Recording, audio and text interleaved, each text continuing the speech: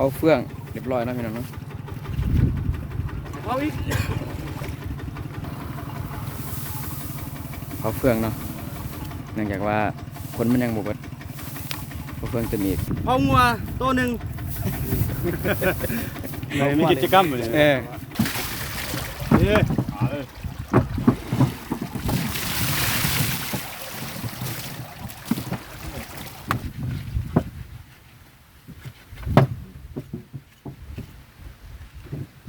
แล้วจะว่าต้องมีข้าวโพดแจ่วคักนี่ เอาตัวแทนมันหันแล้วว่ะสิ้นพวกเขามันนั่งพวกเขาหนูมีตัวนี้ เบาเท่า เอาไว้บ่แม่นเบาท่านะเบาดุ้งนะนี่นะเบาเอียนเบาเอียนนี่ เบาเอียนเนาะโอ้บอกเบาเท่าแน่บอกว่าเท่าแน่ว่าเป็นยังไงก็รู้สึกยังไงบอกว่าเท่าแน่ อีกบาทนึงบ่ทันหูรถสั่ง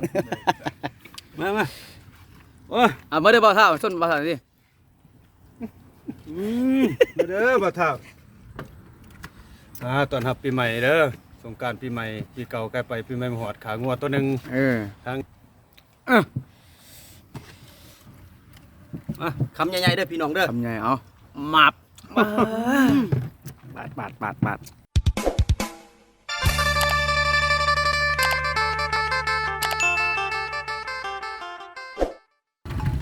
ครับสบายดีพี่น้องสบายดีพี่น้องสบายดีปีใหม่เนาะวันนี้เรามีกิจกรรมต้อนรับเทศกาลปีใหม่ขาง่วงนะพี่น้อง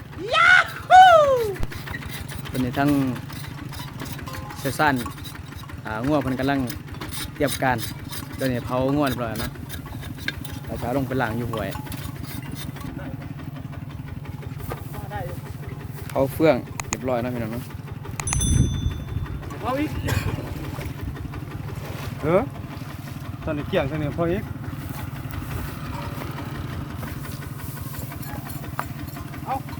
น้ำไฟเขาเฟื่องเนาะเนื่องจากว่าคนมันยังบ่เบิด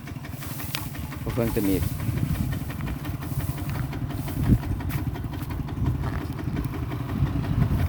สบายดีท่านผู้ชมนี่ติสวัสดีครับมื้อนี้เฮ็ดหยังมื้อนี้ เอางัวตัวหนึ่งมีกิจกรรมเลยวันนี้มีกิจกรรมเอางัวเด้อมื้อนี้เด้อตอนรับปีใหม่ ตอนรับปีใหม่เนาะ ส่งท้ายปีเก่าตอนรับปีใหม่กินงัวตัวหนึ่งทีมงานไอ้น้องต่อไปก็คือขั้นตอนการล้างงัวเนาะ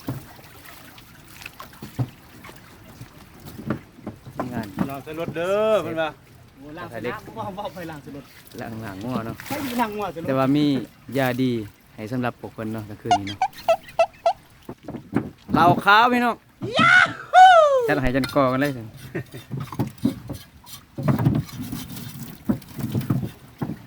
ใส่กันเลยพวกเจ้า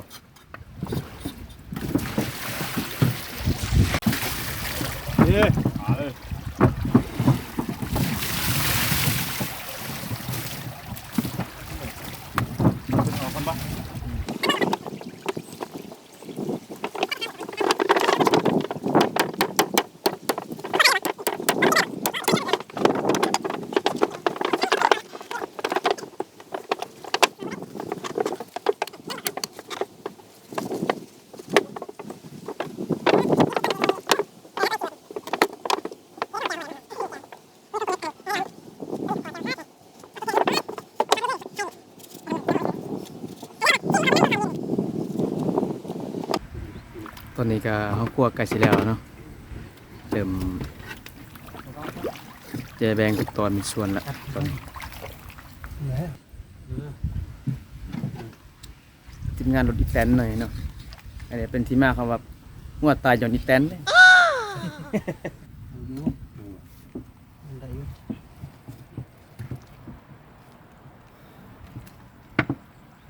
จังไรสร้างรุ่นนี่เด้อเนี่ยมอยหลาย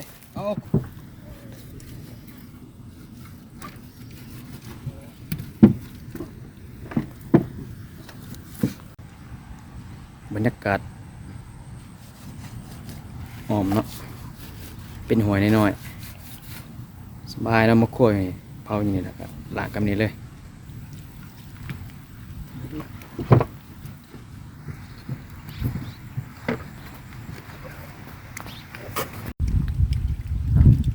กินข้าโค้งแล้วไหมเนาะสร้างรองกันเลยเห็ดแจ่ว ใส่กระสอบ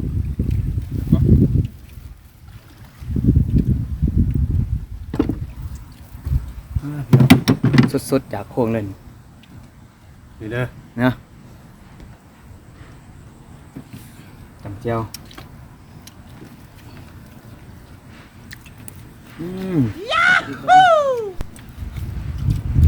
จับโอ้แซ่บได้โอ้หวานเนาะเบิดเอาว่าส่วนบางอย่างนี่นน มีเคาะ ผัดเอาเพิ่มเบิดแล้วก็เป็นว่านี่เนาะปลายุโค้งตัวนั้นแหละ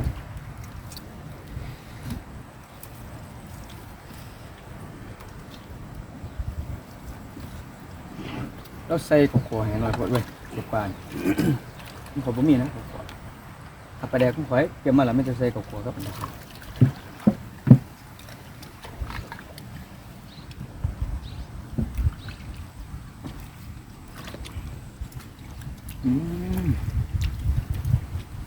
เสียเปียง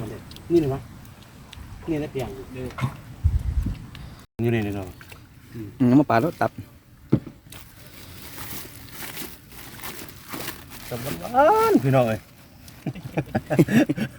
อยู่น่ะคือเก่าบ่ไรจับไปดีก่อนล็อก จากสัน เก่าพี่น้อง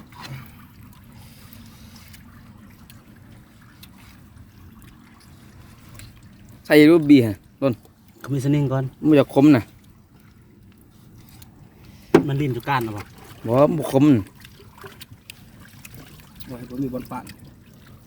บ่ในคู่นั้นมันเป็นน้ำเพียงก็ใส่กระสอบมันก่อนห่วย เอาละเอาละ โอ้ย จวดจ้ะ สุดยอดสุดยอดสุดยอด โอ้ยตกละแบบสุดอ่ะเสร็จละ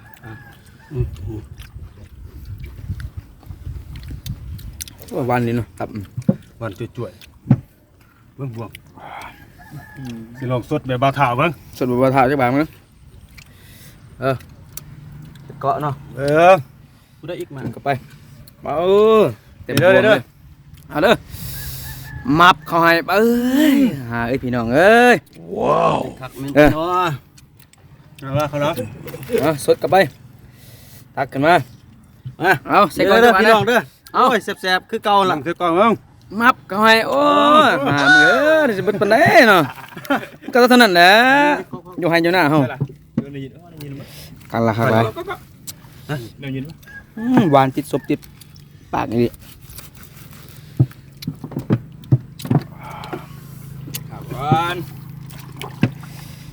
มันยินสิ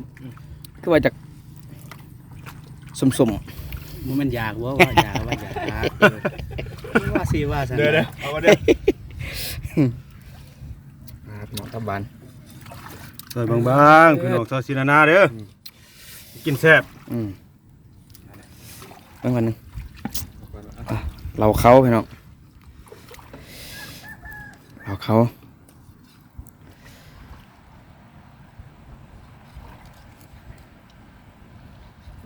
ปื๊ดสุดยอด อย่าปืดได้จะได้มืดของเขาได้เว้ย พอแล้ว นี่เจ้าของคนสิมาแล้วว้ายขี้นคอยไปใช้มืดแล้วที่ว่าอีกได้ โอ้ต้นคักดิต้นปลาต้นหัวต้นนี่คักกว่าต้นนั้นแหละโซนซีนต้นนั้นคักอีดีมันเป็นซีนแบบคือซีนน้ำหมาแล้วเนาะอยู่เนาะเขาคักดีสันลัง น้ำสุกเลยเนาะ โอเคพอทำเลยพอละเขาว่าสิ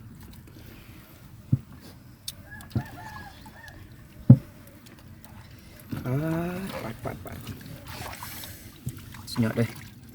เบาถ่าว่าบ่ไล่มาเบิ่งนี่ บ่ถ่าเอ้ย ถามว่า บ่ถ่าเอานั่งกินเฮากินข้าวโค้งเลยเด้เฮานี่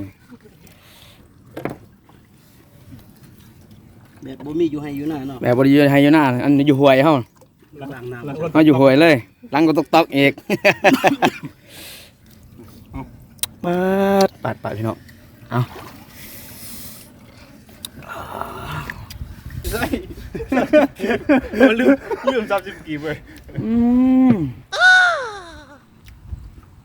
อันนี้พันตับเด้อนี่เด้อพันตับเด้อ เอาหันตับปาดเออมาฮะเอาเต้เอาก่อนเนี่ยก่อน ลุงเบาเท่า บ่แม่นเบาถ่านะเบาดุ้งนะนี่นะเบาเอียนนี่ เบาเอียนเอาโอ้บอกเท่าแน่บอกว่าเท่าแน่ว่าเป็นยังไงก็รู้สึกยังไงบอกว่าเท่าแน่ อีกบาทหนึงบ่ทันหูรถสั่งมาโอ้ย มาเด้อบอกเท่าส้นบอกเท่าดิ มาเด้อเบาเท่ามาแซมน้ำกันเลย สุดยอดอยู่ให้อยู่หน้าคือเก่าอยู่ห้วยพอเข้าคือเก่านี่ล่ะ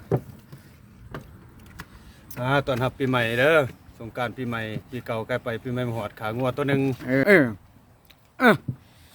มับเขาให้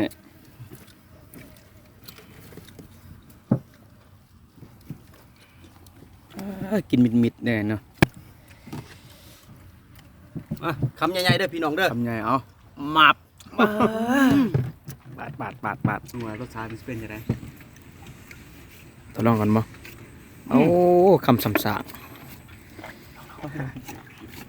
กรอบดอกนุ่มในเลย ยังมันจะแซ่บใช่ปะเอาเบิ่ง ลองเบิ่งให้พี่น้องเบิ่งจักบาทมั้ง คำเนี่ยนะเอาเด้อพี่น้องเด้อ30กีบเด้อนี่เด้อ โอ้มับเขาให้ เอาอะไรข้างหลัง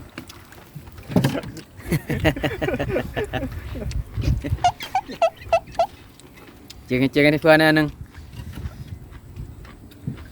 เอาติดขี้นะ เอา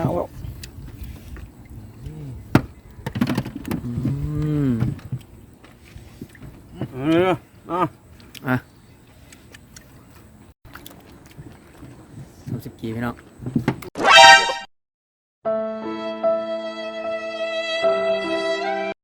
ไปดีหลังเลยเนาะ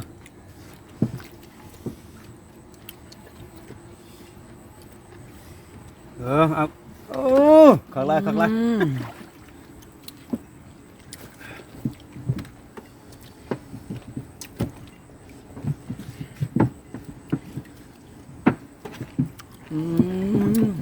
งเลยเบิร์ดกำสีเบา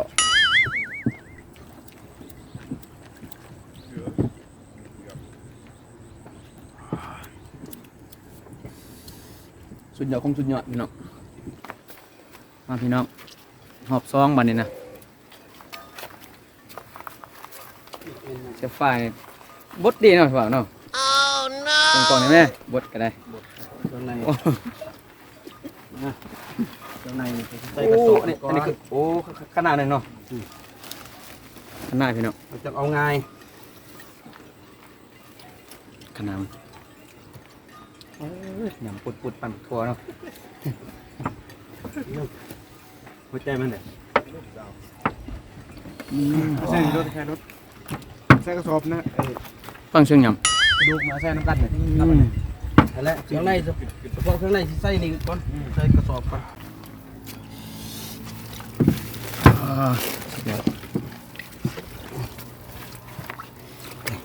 ขนาดพี่น้องเอ้ย บนเอามีป่ะ ตัด จับพุ่น บ่มีนะหมออยู่กันหมอมันฆ่านั่นหมดเฮ้ยเป็นเพิ่งขาดลุงเจ้าป่ะเจ้าป่ะ คงซี2019แต่ว่าตอนนี้เป็น2023แล้ว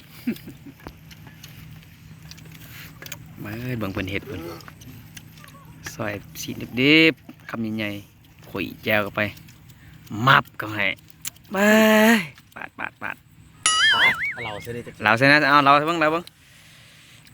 โอ้ตัวนี้แก้มเราน้ำเนาะบ้าขายกินเราเพิ่น ประการหาคนเจ้าโดนตกเมื่อได้หมดแล้วกูได้เอามาเครื่องในพอเพิ่นนี่ได้เขาอยู่ห้องจักวะ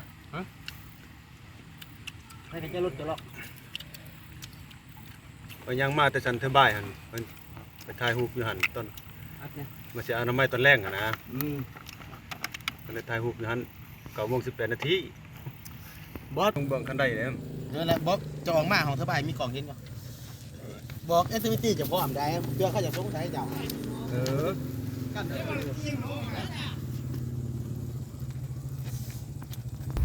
พี่น้องเอ้ย เลือกยังไง จบกันสำหรับคลิปนี้เนาะเดี๋ยวเจอกันใหม่คลิปต่อไปเนาะไปสิพาพี่น้องไปกินหยังไปไซเนาะลาก่อนเนาะจบคลิปนี้ บาย ครับไอ้บ่าวก็คนสู่ชีวิต บ๊ายบาย สอบนั่นรถเลยอยู่เลยไว้ให้ติ๊กกัน